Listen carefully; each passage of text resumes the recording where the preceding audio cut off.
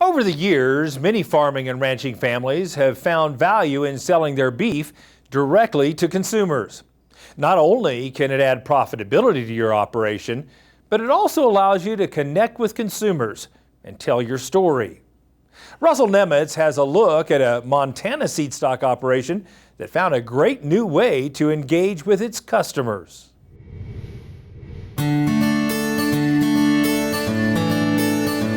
It's early morning, and the cattle are on the move at Fettis Red Angus in Montana. Jake Fettis and his dad Chuck represent the second and third generation of their family to live and ranch in this part of the Gallatin Valley. My grandpa came here and they started in 1925 in the valley raising cattle.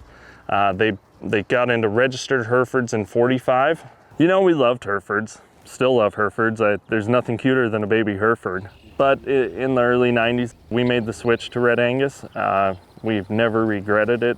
Disposition is great, you know, and the growth and the carcass traits are all there in Red Angus. Over the decades, the goal has remained the same: produce high-quality females that are balanced in all traits, structurally sound, and productive year after year. We want to see, you know, high gains.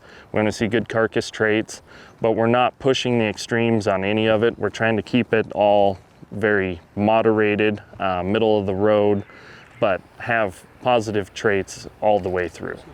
In July of 2020, the Fettis family took a big step to fully integrate their operation by buying the Amsterdam Meat Shop, which is just down the road from their ranch. Amsterdam Meat Shop started in 1945. There was a full grocery store attached to it. In the early 80s, the grocery store shut down. So when we purchased it in July, it was just a meat shop, and it didn't have a retail section at all. So when we bought it, we built on this retail spot, and that's when we really started Fettis Family Meats and started marketing it as a local, family-owned, multi-generational, you know, really from pasture to plate to restaurant process and business. So for the last 4 or 5 years, I've had an interest in taking the steers that weren't good enough to be bulls to sell in our bull sale and finishing them out and looking at carcasses, trying to improve carcass quality and you know, improve those genetics for our customers so that they could be putting out a better product. So 2 years ago, we started doing some freezer beefs, and I came up to the shop and asked the manager when I could get another animal in because we were completely sold out. He looked at me and laughed and said, well, just buy the place and then you can get them in whenever you want.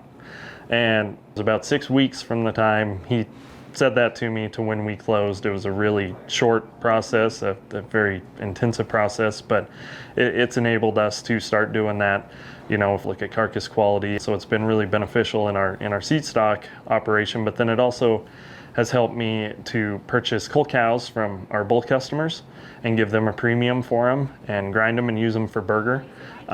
So that's really helped our customers see a benefit from the operation as well. So it's really been good to tie it all in together and really create kind of a full circle through the meat shop. Consumers want local product. We see a huge demand for it.